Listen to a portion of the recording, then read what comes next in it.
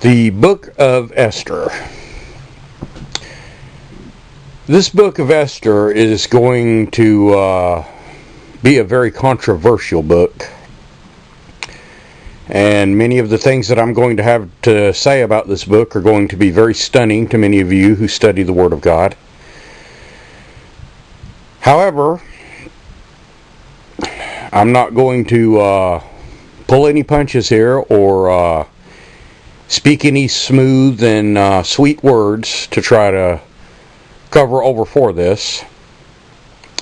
I'm just going to go ahead and say outright the facts we know about this book. The word Esther means hidden, or it can mean star. It is also a base of Ishtar. And those of you who have studied with me for long enough know what Ishtar means. It's where we get our word Easter from. And there are many people who really do not realize the ramifications of this book. This book of Esther is a completely fraudulent work. In other words, it is a book of fiction. This book was not part of the original canon of the Bible. It was not part of the original canon of even older works, such as the Vulgate. This book was added to what were seen to be the holy books by the Council of Trent in the 16th century. And it was not in the Bible before.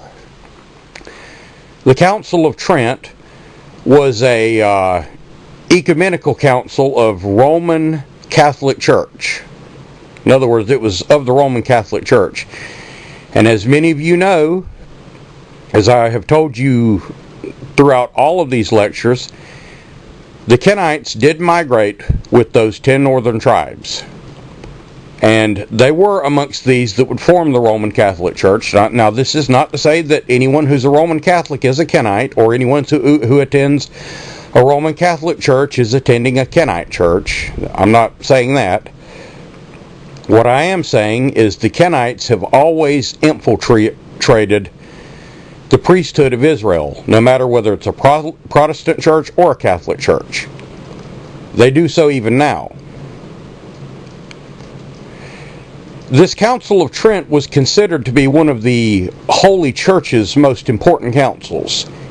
It convened in Trento, Italy, which was then the capital of the Prince Bishopric of Trent of the Holy Roman Empire, between December 13th, 1545 and December 4th, 1563.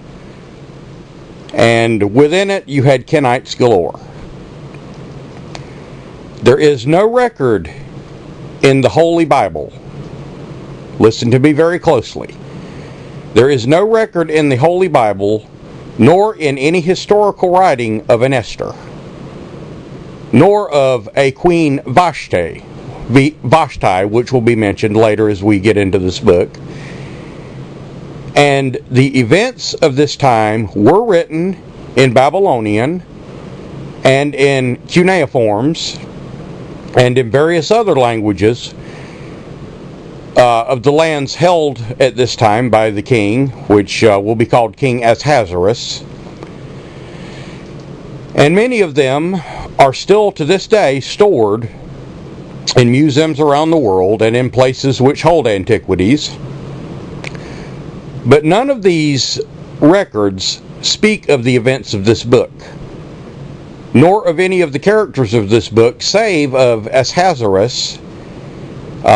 In this case, Ahasuerus would be Darius, or Darius. In other words, in the book of Ezra, we had some question as to who King Darius was, whether he was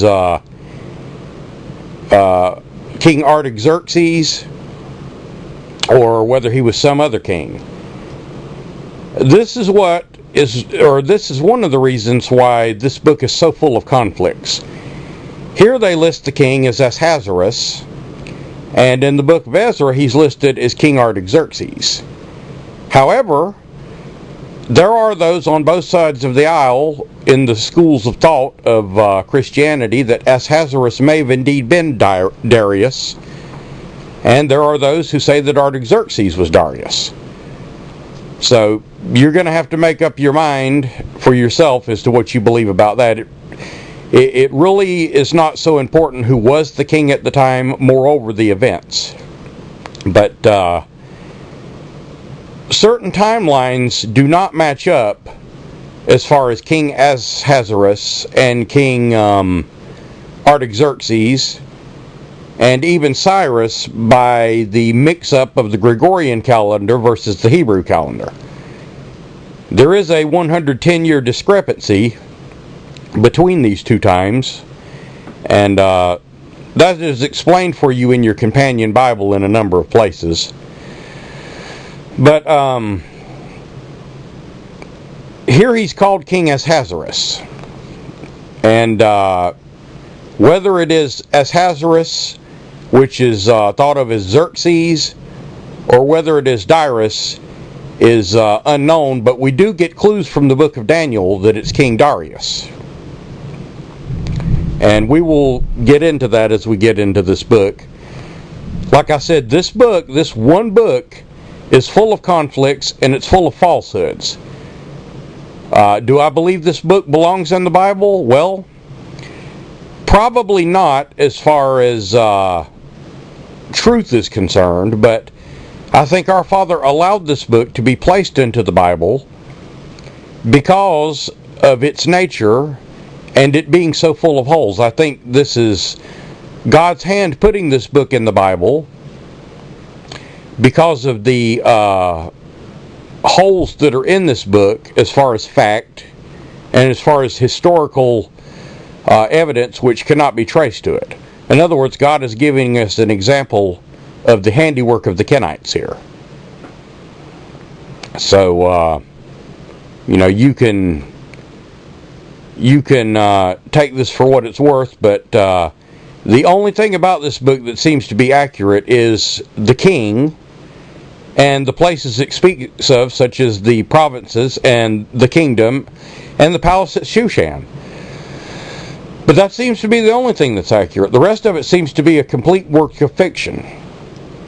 Nowhere in the Bible do any of the prophets, nor in the New Testament does anyone speak of Esther. Nor do they speak of a Vashti, that is, another queen. The people in this book are characters which cannot be verified in any way.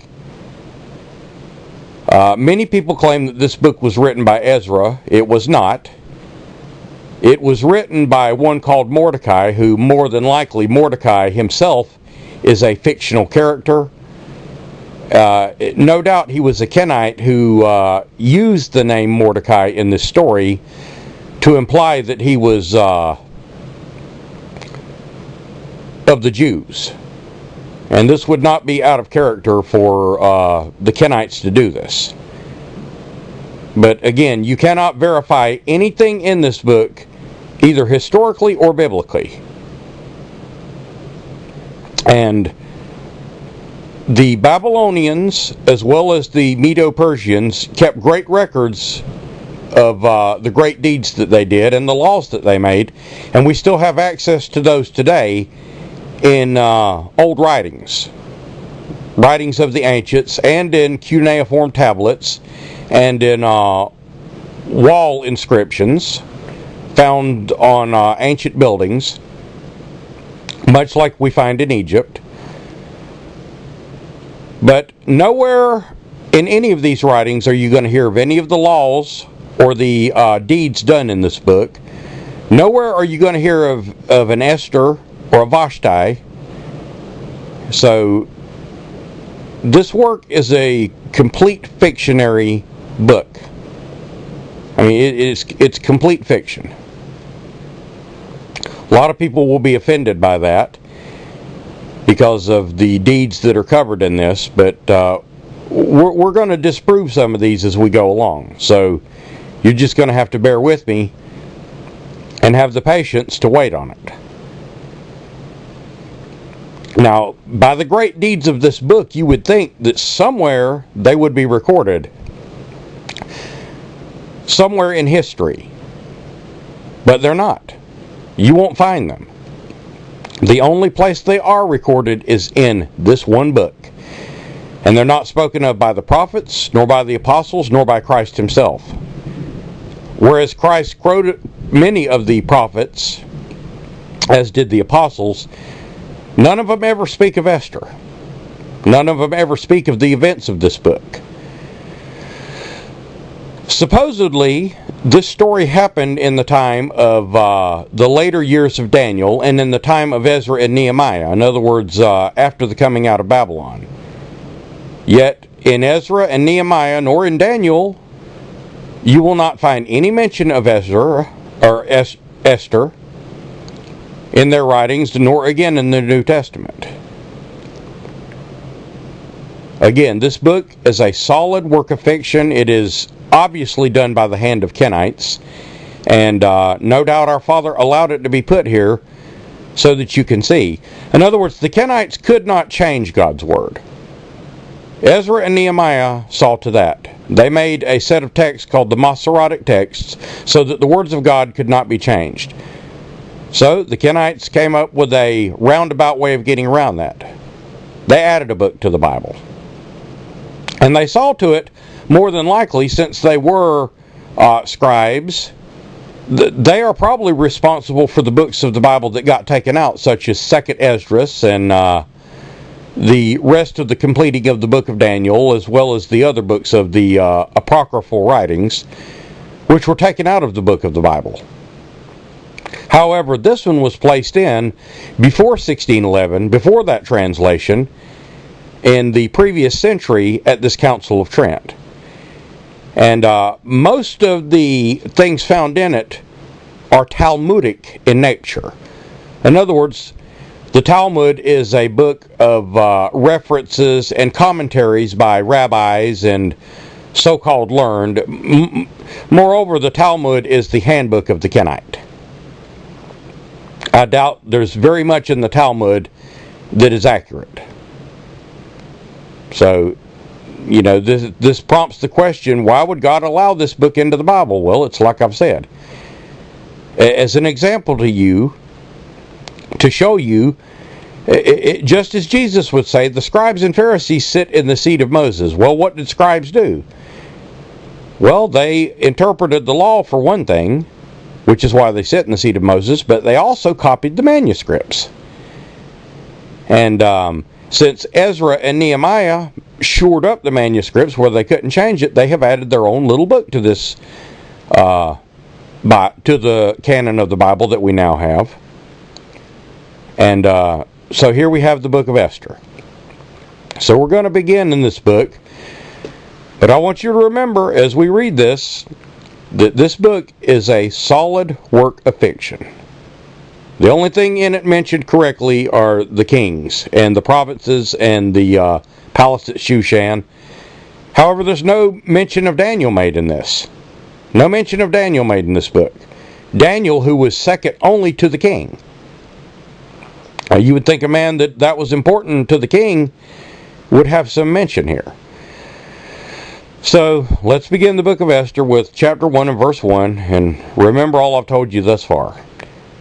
Now it came to pass in the days of Ahasuerus, this is the Ahasuerus which reigned in India unto Ethiopia over 127 provinces. Now, for one thing, the Ahasuerus from before probably did not reign over 127 provinces. In other words, the Ahasuerus of the book of Ezra, which is why this is one reason we can pretty much level this down to being Darius instead of Ahasuerus. Darius is supposedly the son of Ahasuerus, called in the book of Ezra Artaxerxes. But as I told you, even in that book, I I, myself even, was unsure as to who he was. But timeline does not add up perfectly with regards to this if you go with this king being Ahasuerus. However, if he is Darius, it slides right into place where it's supposed to be. So, who knows? Maybe the Kenites even changed the name of the king to the previous king to throw people off. That simply is not known. This is the Ahasuerus which reigned from India to Ethiopia over 120 provinces. Verse 2. In those days when King Ahasuerus sat on the throne of his kingdom, which was in Shushan the palace. Now this is where Daniel dwelled. Shushan the palace is where Daniel's place was. Verse 3. In the 3rd year of the reign, he made a feast unto all the princes and the servants, the power of Persia and Media, and the nobles and the princes of the provinces being before him. Verse 4.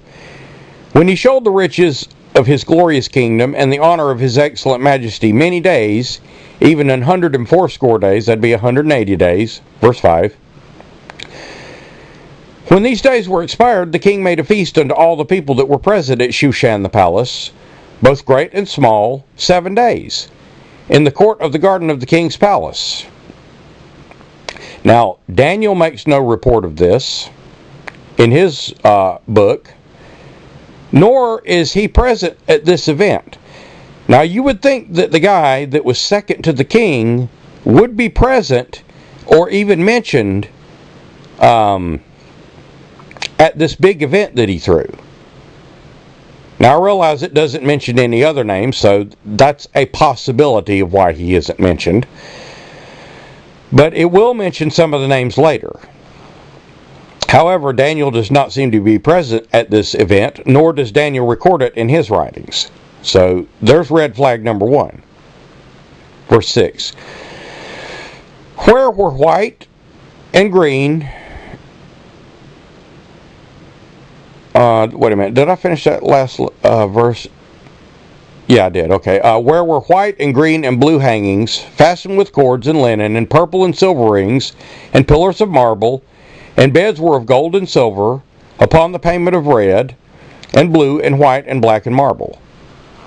Verse 7. And they gave them drink in vessels of gold. The vessels were diverse from one another. In other words, each one of these vessels that they drank from was gold, but it did not look like another. In other words, it wasn't a set. That means extreme wealth, when you can have cups made for each person that's there or whatever. And royal wine in abundance according to the state of the king. Verse 8. And the drinking was according to the law. None did compel. For so the king had appointed to the officers and to the house that they should do according to every man's pleasure. In other words, a 7-day free-for-all. No rules. Drink as much as you wish. Verse 9. Also Vashti, the queen, made a feast for the women of the royal house, which belonged to King Ahasuerus. Again, this would most likely have to be Darius. And there's no history of Darius being a drunk either. There is no history of a Vashti in history either. Verse 10. And on the 7th day, when the heart of the king was merry, in other words, when he was drunk, I mean, how can you be drunk for 7 days without killing yourself? You die of alcohol poisoning. With wine, he commanded Mehuman, Biztha, Harbona, Bigtha, and Abagatha, Zethar, and Carcas, the 7 chamberlains that served in the presence of Ahasuerus the king, verse 11, to bring Vashti the queen before the king and before the crown royal, to show the people and the princess her beauty, for she was fair to look on. Now, you would think that if she was that fair to look on, and such a great queen, that she would be mentioned in history somewhere. Well, there's no reference to a Queen Vashti anywhere but in this book. Verse 12. But Queen Vashti refused to come at the king's commandment by his chamberlains. Now, first of all, that's a contradiction. A queen would not ever do that. I mean, if you don't obey the king in these times, you die. Even if you're the queen. This is something that you don't do. The king is the ultimate authority here. And this is in the time of kings. So if the king says do something and you don't do it, you're subject to be hung up on a wall or have your head chopped off or something. Therefore the king was very wroth, and his anger burned in him. Verse 13. Then the king said to the wise men, which knew the times, in other words, seers, observers of times, for so was the king's manner towards all that knew the law and judgment, in other words, towards his consultants. Verse 14. And next unto him was Karshina. Now we're going to break down these words as we go here. They're very interesting with regards to certain terminology used today amongst things like Freemasonry, for instance. Next unto the king, in other words, next unto him, or next unto the consultants, was Karshina, which means illustrious, and Shethar, which means star, or bright one, or shining one. It's a derivative of Ishtar. Admatha, which means given by the highest, and Tarshish, which means established, and Mirez, which means lofty, and Marcina, which means worthy, and Memucan, which means dignified. The 7 princes of Persia and Media, which saw the king's face, which sat in the first kingdom. Now, none of these people that you just read of can be verified in history as being real or as being princes of Persia or counselors. Especially not to King Ahasuerus or to King Artaxerxes, either one way you want to look at it, or to King Darius. In fact, you will find other names in history of King Ahasuerus and King Artaxerxes as being their men or their counselors. But you will not find these that were just mentioned. Verse 15. What shall we do unto Queen Vashti according to the law, because she hath not performed the commandment of the king Ahasuerus by the chamberlains? Verse 16. And Memucan, old dignified, answered before the king and said, and to the princes, Vashti the queen hath not done wrong to the king only, but also to the princes. In other words, she hasn't just made a fool of you, O king, she's made a fool of the princes. And to all the people that are in the provinces of King Ahasuerus. In other words, she's made a mockery of him. Well, it'd be pretty hard to make a mockery of somebody when you don't exist. But anyway, we'll go with the story. Verse 17. For this deed of the queen shall come abroad unto all women, that they shall despise their husbands in their eyes when it shall be reported.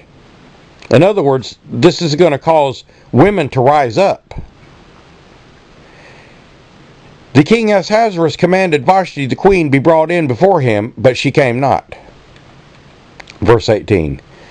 Likewise, the ladies of Persia and Media say this day unto all the king's princes which have heard the deed of the queen, thus shall there arise much contempt and wrath, and the women shall in other words, the women are going to rise up. Now, again, this was not the case in these days.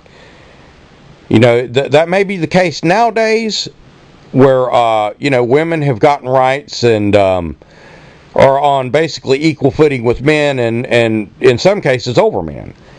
But not back in these days. These days, if you did not obey your husband, you could be beaten, scourged, you could even be killed, stoned, hung on a pole. So these are just some of the things that aren't adding up about this book. Verse 19. If it please the king, let there go a royal commandment from him, and let it be written among the laws of the Medes and the Persians, that it be not altered. Now, we will read of this in the book of Daniel. The laws of the Medes and the Persians altereth not. Once a king makes a decree or a law, from then on, it will be obeyed. You will not find this law written anywhere that he is asking for. That Vashti come no before King Ahasuerus, let the king give her royal estate unto another that is better than she. verse, before we go to verse 20, even the kings of the future, in other words, future kings of the Medes and Persians would have to abide by the rules of this king. In other words, that was the way things worked. A king 4 generations from now would have to abide by these laws. Therefore, this law is not found anywhere in history. It's not written on any language. It's not written on any wall. It's not found in any temple, any place. That's what I'm saying. This book is full of lies. These things are complete fiction. That's why we know that this book of Esther is a complete work of fiction. No doubt it is a story inserted into the Word of God by the Kenites. Since they could not change the Word of God, they decided to put their own little story in here. For what purpose? Well, the purpose of the Kenite is always to deceive, to put out misinformation, disinformation, propaganda. But again, you're not going to find this law that they're talking about here recorded anywhere. Verse 20.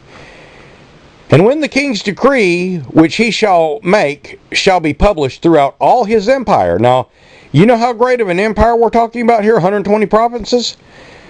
We're talking about the entire land from Arabia, all the way over to Africa, Ethiopia, all the way back up north to the Caucasus mountain range, and even partially into them. In other words, all the great kingdoms of the world at that time. So had this law been published in all these places, it would be found somewhere in history. But it's not found anywhere in history. It doesn't exist. That's why we know that when they added this book to the Bible during this Council of Trent, that it was a work at the hand of the Kenites.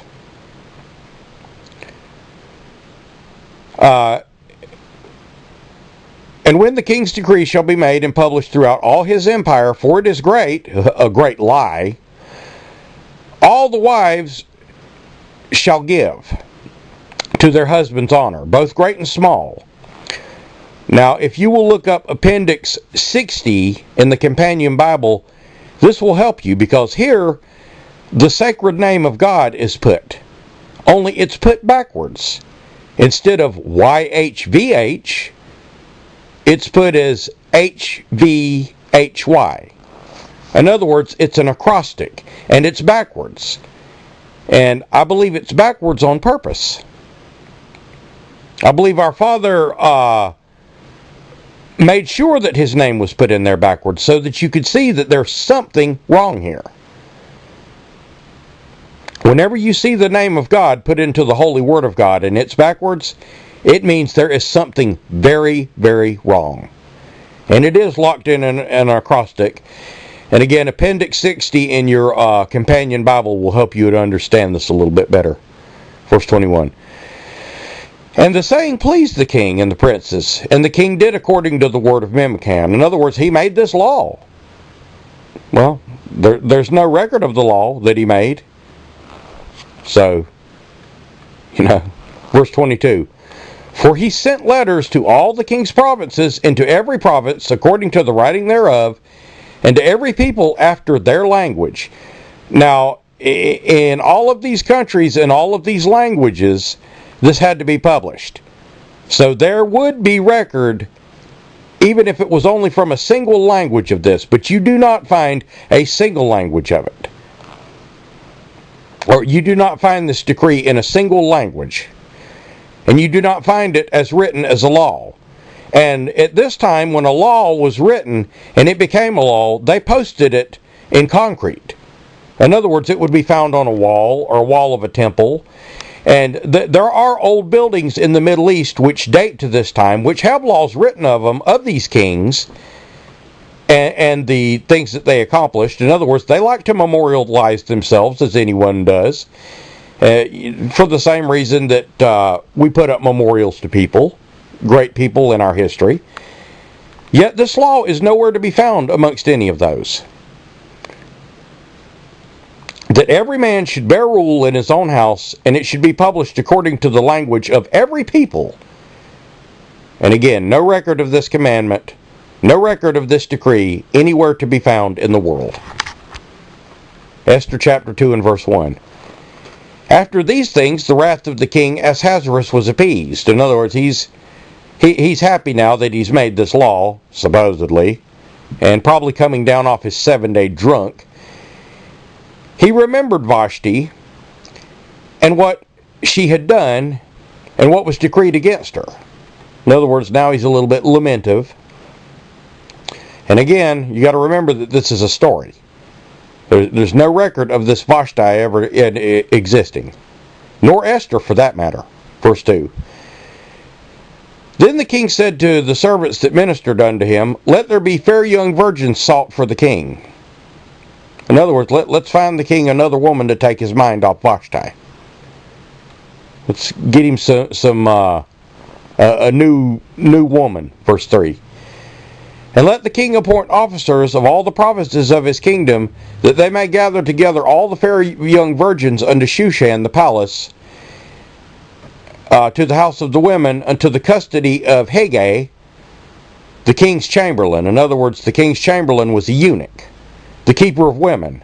This is why he was the keeper of women, because he was a eunuch. The king knew he didn't have to worry about him messing around with his women. And let their things for purification be given them. Verse 4. And let the maiden which pleaseth the king be queen instead of Vashti. And this thing pleased the king, and he did so. Again, here's another thing that isn't recorded in history. Verse 5. Now Shushan the palace, in Shushan the palace, there was a certain Jew whose name was Mordecai. Now, first of all, Jews at this time had Jewish names. And even if they were given a Babylonian name or another name, Persian, Mede, whatever, they would still have a Jewish name. In other words, Daniel was called Belteshazzar, and Shadrach, Meshach, and Abednego, of course, had their names, Hananiah and Amariah and whatever. Amaziah, maybe it was. But this one, it says there was a certain Jew whose name was Mordecai. Do you know what the word Mordecai means? It means little man, or it can also mean a worshiper of Mars. There's also an alluding to this, just as Esther alludes to Ishtar, that Mordecai applies to Meridath, which was a Babylonian god. This is a strange name for a Jew or a Benjamite. Strange name for a Jew or a Benjamite. This is another reason that it's got the thumbprint of Cain all over it. And it gives his lineage here. The son of Jair, the son of Shimei, the son of Kish, a Benjamite. Now, we know that the Kenites were among the tribes of Judah and Benjamin, as they were among the 10 tribes that went north. And it's going to be claimed that this one came into the captivity. This Mordecai is not a Jew. He was most definitely a Kenite. Like I said, the thumbprints of the Kenite are all over this and all over this book. Revelation chapter 2 and 3. Those who call themselves Jews but are not, but are the synagogue of Satan. Verse 6. Who had been carried away from Jerusalem with the captivity which had been carried away with Jeconiah, king of Judah. Okay? Now what's wrong with this picture? If he had been carried away with Jeconiah, Jeconiah was carried away in the first siege of Babylon.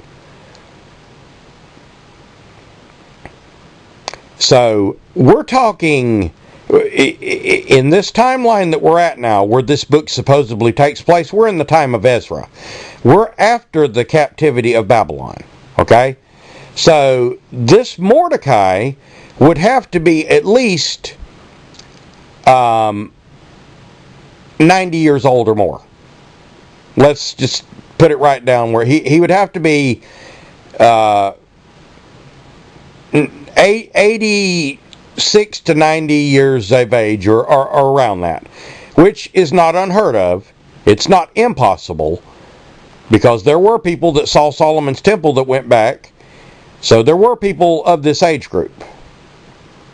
However, it's highly unlikely that since he was carried away of the first siege, that could add a few years to this, because nobody can really pinpoint with accuracy when it was. But we know that there were 70 years of captivity determined. But at any rate, we'll let that hang there for now. We'll get back to that. You see, the Kenites, here's another fingerprint of the Kenites. There's always a little mix of truth with their lies. Remember how Satan tempted Christ. He tempted him by twisting the end of a little bit of a scripture. In other words, he said the scripture correctly until he got to the end of it, then he twisted it. So, if this guy was taken away with Jeconiah, he had to be of age, first of all. Unless he was an absolute child, which could have been the case. But even so, that would still put him above 80 years of age. So, you know, this guy is on up there as far as age goes. And again, this is not impossible. However, the rest of the things written in this book are impossible. Because we are in the timeline of Ezra here. In other words, we're after the captivity by a number of years. And there are claims in the Talmud, which the Talmud, when it really comes down to it, is a worthless pile of commentaries, that this man lived upwards of 400 years. This Mordecai. And some even claim as long as 800 years. Well, sorry, but by this time, men no longer live those kind of lifespans. In the beginning, they had lived that long, but during this time, people did not live those kinds of lifespans. God had shortened man's lifespan. Verse 7.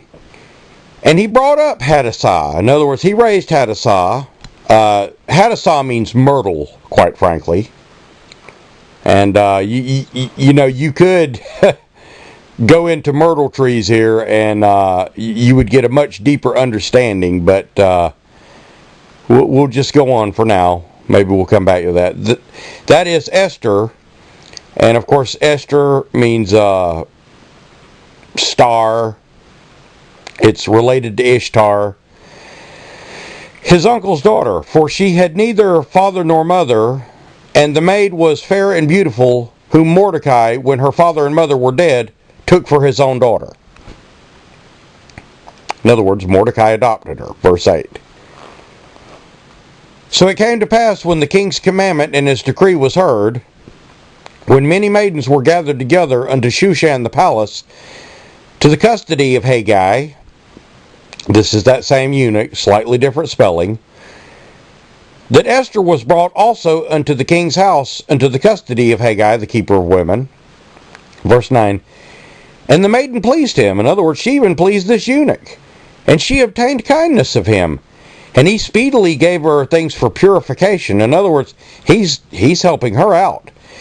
And such thing as belonged to her, and 7 maidens which were meet to be given to her, in other words, gave her servants, out of the king's house, and he preferred her and her maids unto the place, or to the best place of the house of the women. In other words, she was kind of the apple of this eunuch's eye. Verse 10. Esther had not showed her people nor her kindred. Now, this is a mark of the Kenite right here. If you remember back in the book of Ezra and in Nehemiah, the Kenites were unable to show their genealogy. Now, what is being alluded to here is that she had not showed that she was a Jewess. But at this time, Cyrus has already freed the Jews. Okay? So there's no reason for her to hide what people she belongs to. This king is not hostile to the Jews. As a matter of fact, from King Cyrus to King Darius, that is through Xerxes and Artaxerxes, or however many kings, none of them were hostile to the Jews. There was only one that stopped the building of the temple, but he was not hostile to the Jews, because these were now his people. In other words, they are subject to the king, subjects of the king. He collects taxes from them. He's got to keep their support. So there is no reason for her not to show her kindred to him. That's another little sign here for you to grasp a hold of. For Mordecai had charged her that she should not show it. Now, if she was to show it, probably it would be raw Kenite. Again, Cyrus has freed the Jews. They're already a free people. There's no need for her to hide her family bloodline. Not that she had one amongst Israel anyway. For she was a Kenite, if she existed at all. There may have been a historical person, Esther, who was a Kenite, or a historical person who called themselves Esther. But this Mordecai doesn't match up to any person in the Bible. In other words, there's no Mordecai written of in the book of Daniel, and there he is at Shushan's palace.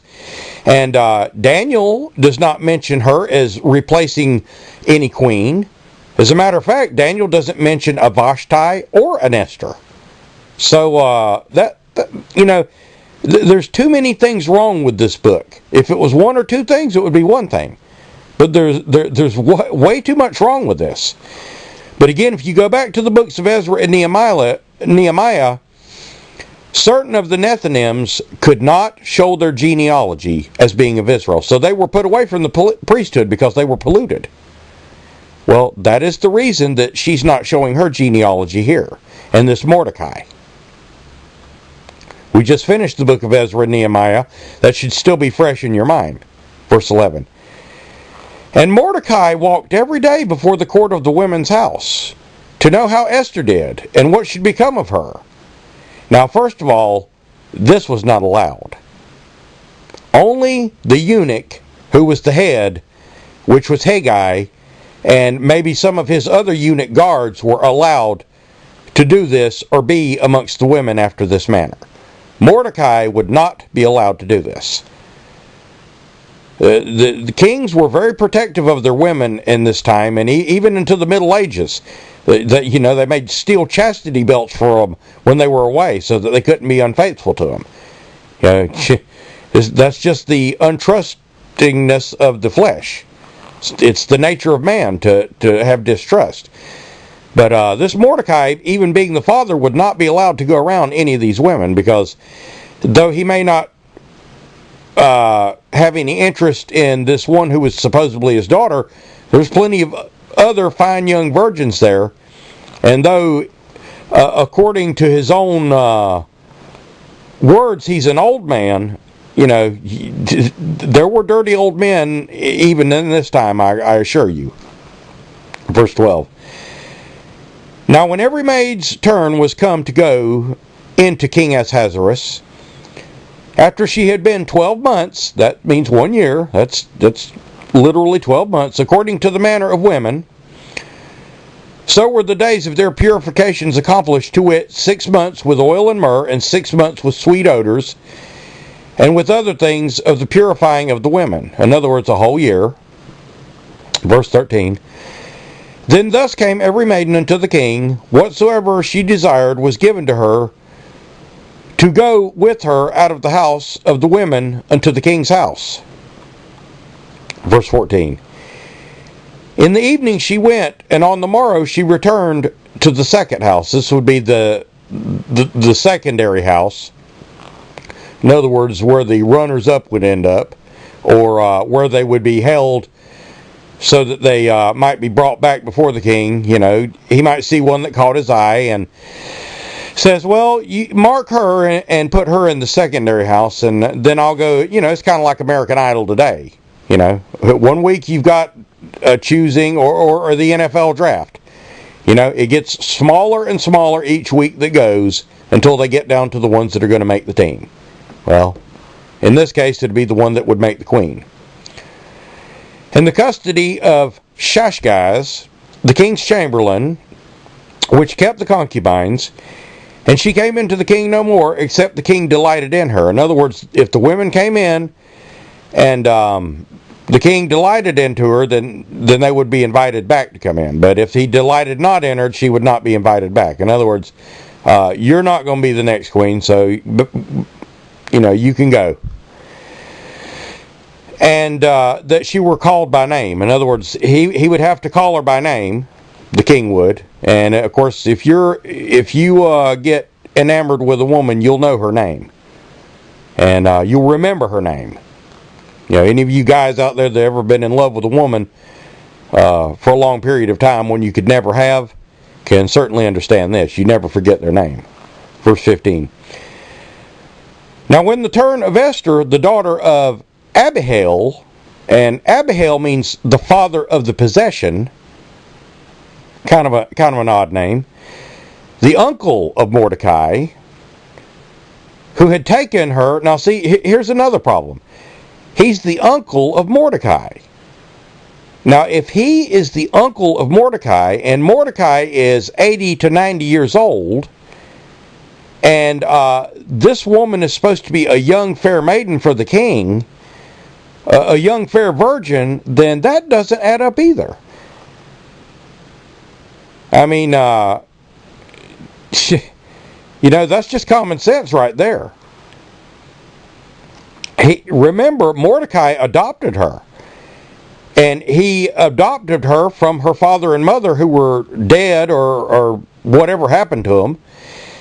And they were Mordecai's uncle? Well, there are cases where an uncle can be younger due to certain circumstances, but moreover, most often the case, the uncle is older. So,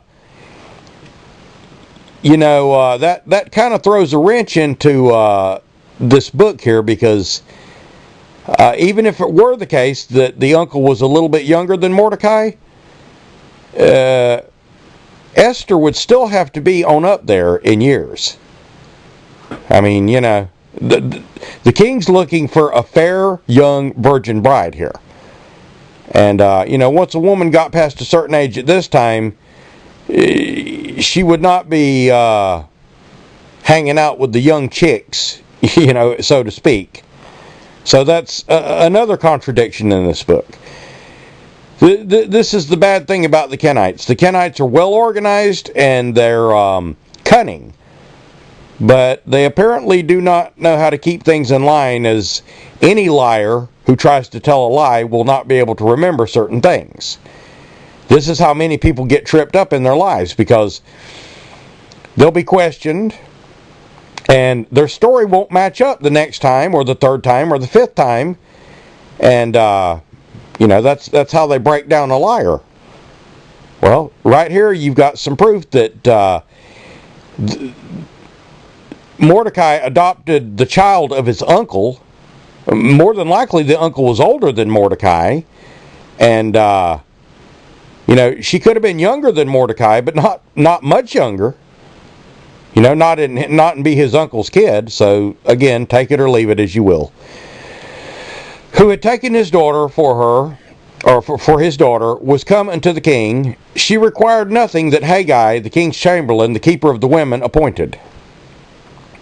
In other words, he took care of her every need.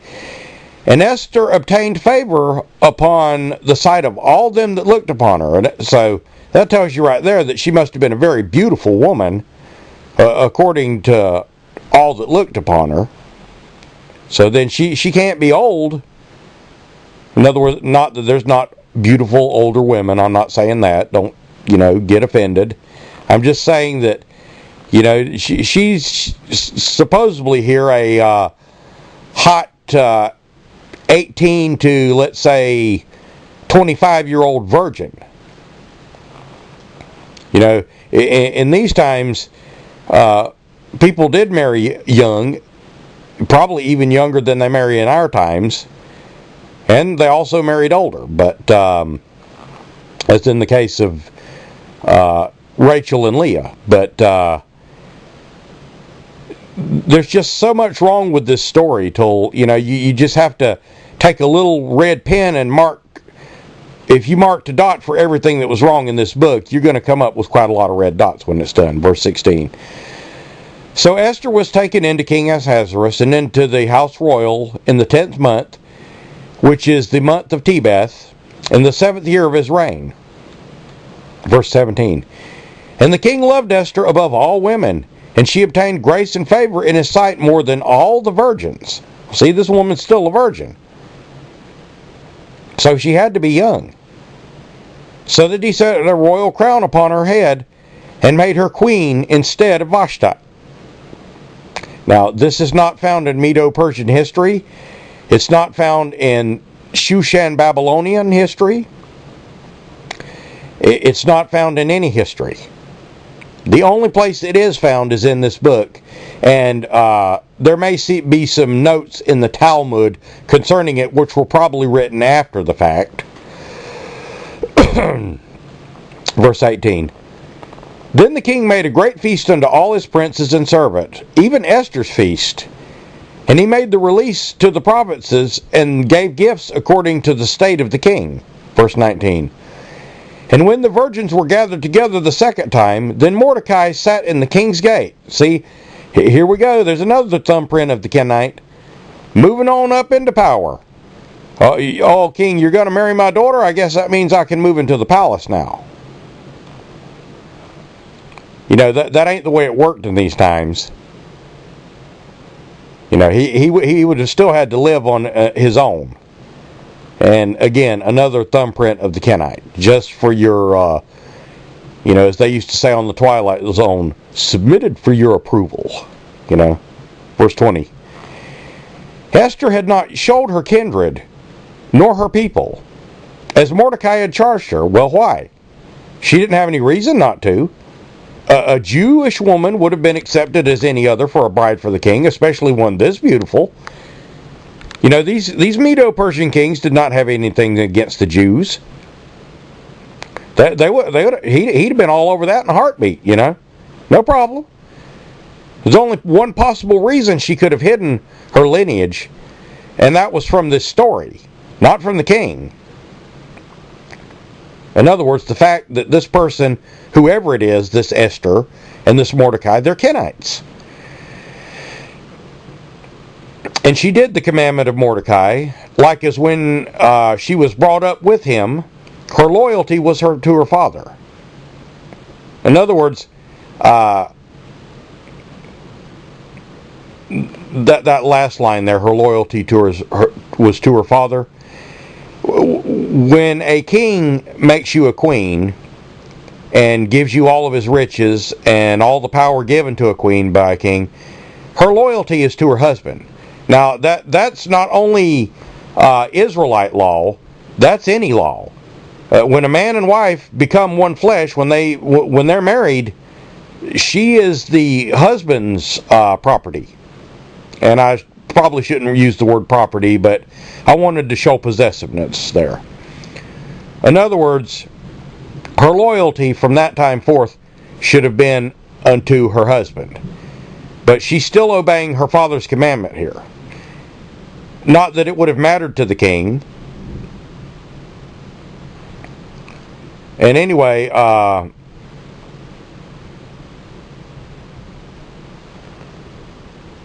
her loyalty was supposed to be to her husband, not to her father. I mean, sure, you can show loyalty to both, but what's the need to hide your lineage when there's no need to hide your lineage? This is a freed people. There's no reason for this to be this way. That's why this book doesn't make sense, and that's why it doesn't really clear with the Word of God. But you see, her loyalty was her father. There's another fingerprint of the Kenite for you. Because in the book of Daniel, remember how Daniel brought the children of Rechab in and set wine before them, and they would not drink wine, nor would they sow seed, nor plant vineyards, nor would they do anything but dwell in tents, because they obeyed the will of their father, Jehonadab, of the Rechabites, of the children of Hamath. So she's obeying the will of her father over the will of her king. That's a double quandary there. First of all, he's her husband and he's the king. So hey, the clues are here for you. If you want to see them, see them. If you don't, it's up to you. I'm just putting it out the way it is. Verse 21. In those days, while Mordecai sat in the king's gate, two of the king's chamberlains, Bigthan, which means gift of God, and Teresh, which means strict, of those which kept the door, in other words, which guarded the king's door, were wroth, and sought to lay hands on King Ahasuerus. In other words, they want to kill him. Verse 22. And the thing was known to Mordecai. Well, how do you suppose old Mordecai knew that? Well, Kenites have a network. They know everything. How did this Mordecai find out about this? It certainly wasn't from God, I assure you that. Who told it unto Esther the queen, and Esther certified it to the king in Mordecai's name. Now, why would she certify it in Mordecai's name? Kind of strange, isn't it? Verse 23. And when inquisition was made of the matter, it was found out. Therefore they were both hanged on a tree, and it was written in the book of the Chronicles before the king. This event is not recorded anywhere historically. Now, it just said right there it was written in the Chronicles before the king. Now, they do have the Chronicles of these kings. And this is not the book of Chronicles to say of the Bible. This is a Medo-Persian king. But they do have these kings' chronicles. And guess what? This event is found nowhere in it. Gee, why do you suppose that is? Esther chapter 3 and verse 1. After these things did King Ahasuerus promote Haman, the son of Hammedatha, the Agagite, and advance him, and set his seat above all the princes that were with him. In other words, this one has been set over all 127 princes of the provinces. Now, this is in stark contrast to what is written in the book of Daniel. In the book of Daniel, it is written that Daniel was second only to the king, even over the presidents. In other words, there were 3 presidents over the princes. We'll be going to Daniel chapter 6 in a minute to read that. In other words, he was second only to this king. If this is indeed Darius, which I'm sure this Ahasuerus is Darius because of the timeline and because of what's covered here. So, we'll go to Daniel chapter 6, but this promotion of Haman is a fictional story. For one thing. For the other, one would think that a man such as Mordecai, having just saved the life of the king by exposing these 2 men that sought to kill him, one would think that he would be rewarded with something, wouldn't you? Well, he was not rewarded with anything for some reason. I wonder why. Let's go to the book of Daniel, chapter 6. And we're going to prove that this is King Darius. And I'm still a little bit uneasy with this idea as far as Darius because of what's written. Not by what's written in the book of Esther, because I know that it's a total work of fiction. But Artaxerxes and Xerxes and Cyrus and all of these kings that came about, their reigns seem to overlap each other or exist coinciding with each other, and it doesn't really make a whole lot of sense. But then again, over the millennia since this book was written, there have probably been timeline discrepancies and other things which people have not accounted for, so it could be just human error in the translation. I'm not going to worry about it. It's the events of the book that are more important than who was the king at the time. But I'm fairly well convinced that this Darius, at least the one talked about in this book of Esther, as Ahasuerus is Darius. He may be called Artaxerxes in the book of Ezra, but I'm fairly well convinced that the king being referred to here by this Mordecai, who probably himself is fictional, a pseudo-name, a ghostwriter name of this book, is speaking of King Darius. So Daniel chapter 6 and verse 1. And it pleased Darius to set over the kingdom 120 princes. Okay, well that's going on now in this book of Esther, which should be over the whole kingdom. And according to these 3 presidents, in other words, they're going to have 3 presidents over the 120 princes, of whom Daniel was the first. Now, did that say anything about anybody named Haman being second only to the king or being made first overall? That he might give accounts of them, and that the king should have no damage. In other words, Daniel was a faithful man, and Darius knew it. He had proved himself a number of times, so Daniel was the next leader after the king himself, not Haman. And as a matter of fact, the 2 other presidents were not Haman either. So where this name comes from is unknown. It's got nothing whatsoever to do with historically being validated. I mean, even if someone was to say, well, what if Haman is a Persian name for Daniel? Well, it's not, because as we read on further in this chapter, we're going to see that this Haman is against the Jews. Well, Daniel would never be against his own people. In other words, he would never set his heart to kill Jews, as will be claimed as we continue with this story by Haman. In other words, by the writings of this Mordecai, whoever he actually was. In other words, whatever Kenite he actually was. Verse 3 in Daniel 6. And Daniel was preferred above the presidents and the princes because an excellent spirit was within him, and the king thought to set him over the whole realm. In other words, he was going to hand over it all to him. Verse 4. Then the presidents and the princes, no doubt a large majority of them as well being Kenites, sought to find occasion against Daniel concerning the kingdom. But they could find none. You know, they did the same thing to Christ a few years hence from this. A few centuries, I should say. They could find no fault with Daniel, for as much as he was faithful, and there was no error or any fault found in him. No doubt Mordecai was privy to these events. I'm not saying he was one of them, because all of them died in the lion's den.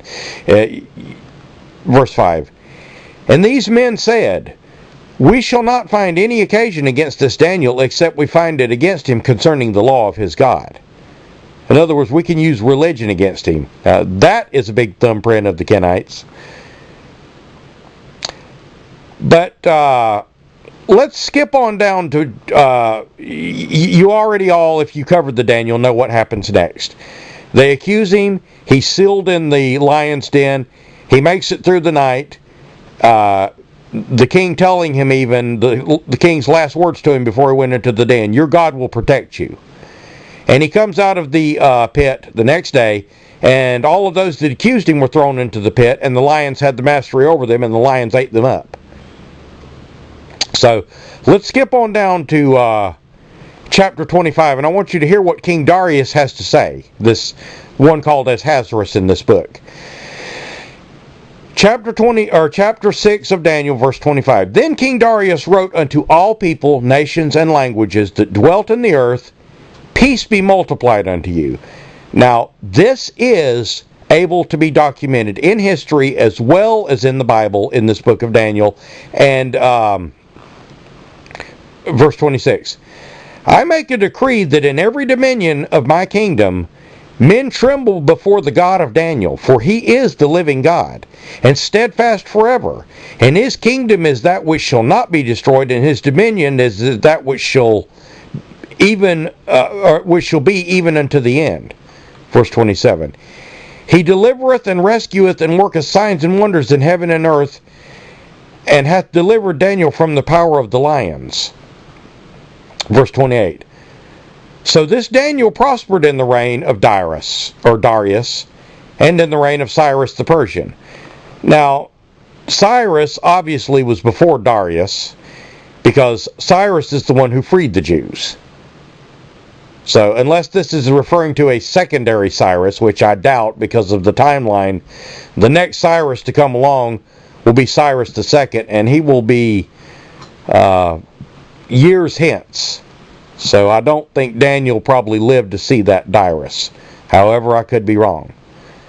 But at any rate, this is referring to the previous Cyrus, I believe you'll find.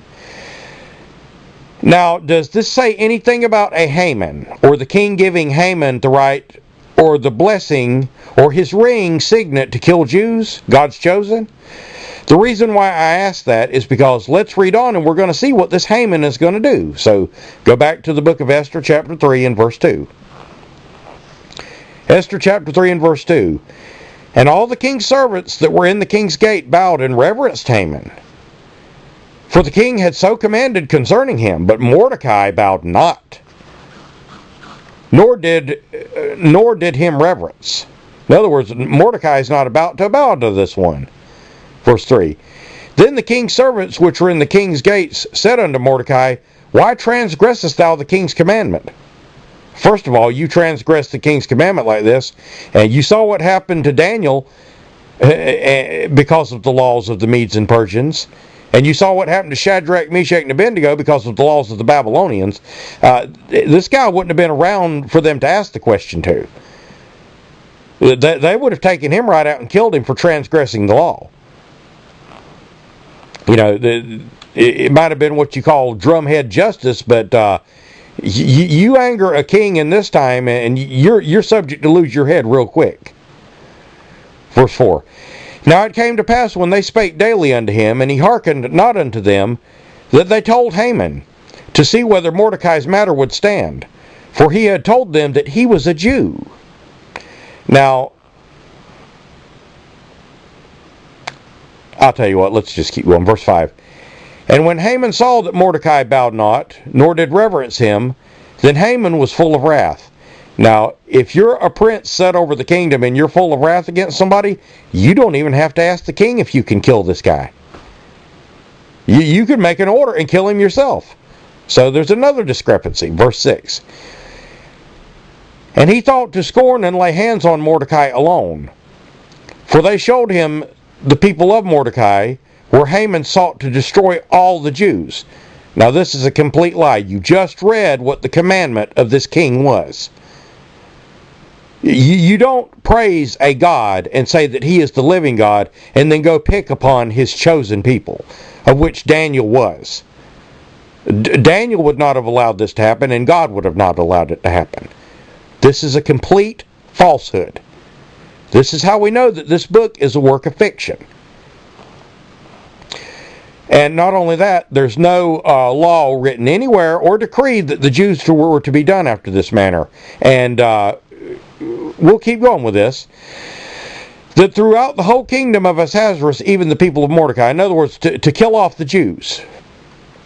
Now, that is a Kenite's favorite thing to do when it comes right down to it. I mean, they caused the death of the Jews that were in Europe through Hitler. And they've caused the persecution of Jews through history in Russia, in Europe, in all kinds of places. So this one is not what he appears to be, this Mordecai. And he's writing falsehoods here, verse 7. And then the first month, that is the month of Nisan, in the 12th year of King Ahasuerus, they cast pure, that is to say the lot, before Haman from day to day, and from month to month, to the 12th month, that is the month of Adar. Verse 8. And Haman said unto King Ahasuerus, there is a certain people scattered abroad the dispersed among the people in the provinces of thy kingdom. And their laws are diverse from all the people. And they neither keep they the king's laws. Well, that was a lie. The Jews were keeping the king's laws. They knew better than to transgress against the king. Therefore it is not for the king's profit to suffer them. For, you can see so much more in this. The destruction of the Jew is what the Kenite has been bent upon. That's why the stigma has been attached to our brother Judah, to make all Jews seem as though they're corrupt, money-grubbing people. And, you can look at this from the propaganda of World War II by Hitler, and even in the propaganda today of the neo-Nazis and the KKK and various other people, because they don't know the Kenite from the Jew. That's why. They don't know the Kenite from our brother Judah. Verse 9. If it please the king, let it be written that they may be destroyed, and I will pay 10,000 talents of silver into the hands of those that have the charge of the business, to bring it into the king's treasuries. Verse 10. And the king took his ring from his hand. He's going to give the king his, or this Haman, his signet. This is total BS here. And gave it unto Haman, the son of Hammedatha, the Agagite, the Jews' enemy. Verse 11. And the king said unto Haman, the silver is given to thee. The people also, do with them as it seemeth good unto thee. Now, this is a lie. We already know from what we read in the book of Daniel, the king was blessing Daniel, and blessing Daniel's God, and blessing God's chosen people. He would not have given Haman power to go in and kill God's chosen people, the Jews. As a matter of fact, he even wrote further that anyone who did go against Daniel's God, which would be going against his chosen people, his house shall be made a dunghill. So, this is total fiction. It's a total lie. Verse 12. Then were the king's scribes called on the 19th day of the first month, and it was written according to all that Haman had commanded the king's lieutenants, and to the governors that were over every province, and to the rulers of the people of every province, according to the writing thereof.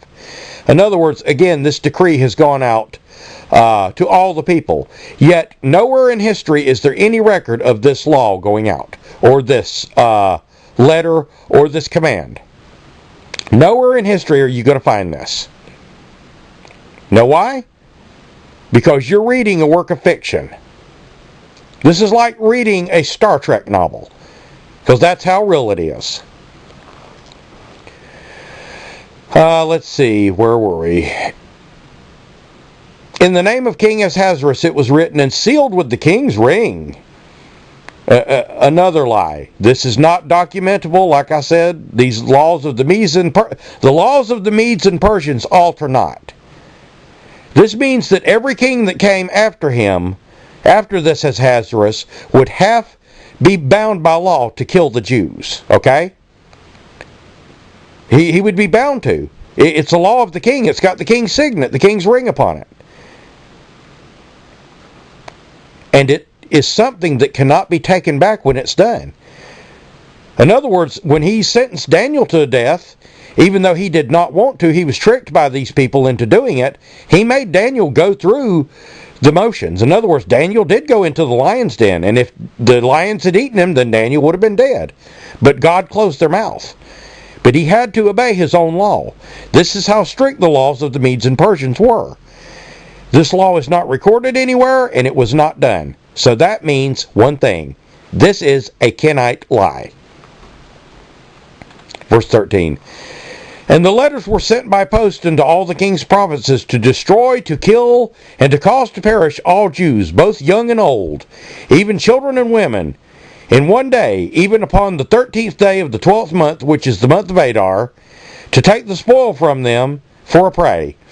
Now, I want you to think about what was done to the Jews of Europe. Does this not match up exactly with it? This is the work of the Kenite. The same ones that financed Hitler and brought him to power, the same ones that are bringing in socialism and communism and doing away with our God from us right now. In other words, what you're reading here is lie after lie after lie. Verse 14. The copy of the writing for a command was given to every province. That's 120 provinces. And you're telling me that nowhere in history can this be documented? Was published unto all people, that they should be ready against the day. And again, no proof of this exists anywhere in the world, in any historical document, on any stone, on any clay tablet, on anything, on anything that has survived, even old papyruses. It's a lie. Verse 15. And the post went out, and being hastened by the king's commandment, the decree was given in Shushan the palace. And the king and Haman sat down to drink. But the city Shushan was perplexed. It was perplexed, all right. Perplexed by a damn lie, which is what this is. Anyway, I'm going to end this Bible study here. I'm only doing this book of Esther because it is in our Father's Word, and I think it's here to show you the method of the Kenite more than anything else. I started to skip the book completely, knowing its history and knowing what it's really about. But I decided, no, it's in the Word. It's here for a reason. And you're learning just as much from the negative aspect of this. In other words, you're learning what the serpent seed is all about. It's revealing itself to you. In other words, this is somebody's fantasy to kill off the Jews here, which is what the false Jews want. They want the real Jews killed off. And again, World War II, Adolf Hitler, supposedly of Jewish heritage himself, moreover Kenite heritage. Do you begin to see the pattern here and the fingerprint of Cain upon this? And things that happened in our own history where Christians were persecuted by other Christians? Christians don't persecute other Christians. Not unless they're ignorant to God's word, and even then they don't kill them. They don't seek to slaughter them.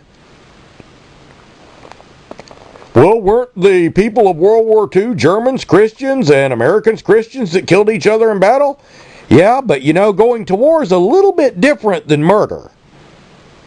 The Jews were hauled off to concentration camps and murdered.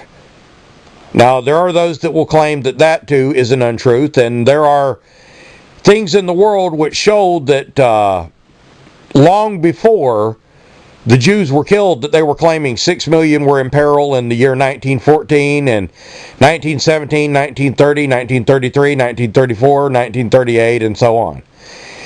And I have all ideas that the Kenites had their little fingers all in that too.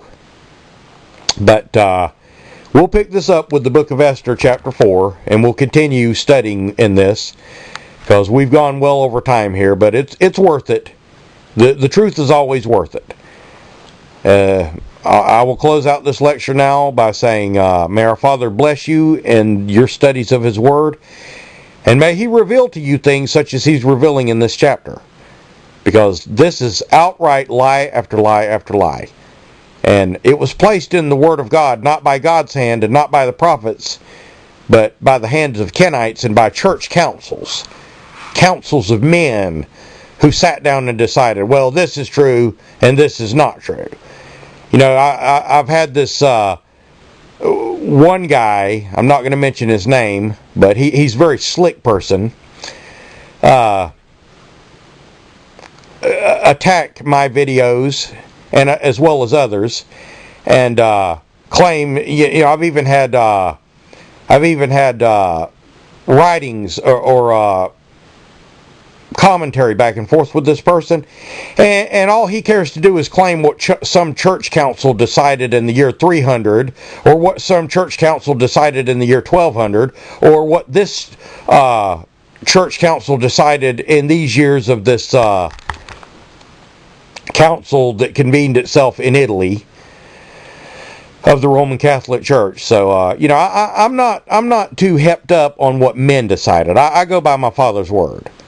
And the fact that this work is in our Father's Word is there, in my mind, to reveal to you, the student, just how the Kenites work and just how full of holes their stories are. And you should be able to see it now by the way our politicians lie to us, and when they are called for it, they lie their way out of it, or they say that they were taken out of context, or they claim to have no knowledge of it. What about Benghazi, Mr. President? I have no knowledge of any of that. I'll check into it. I will get to the bottom of it. I will. I'm going to get to the bottom of this.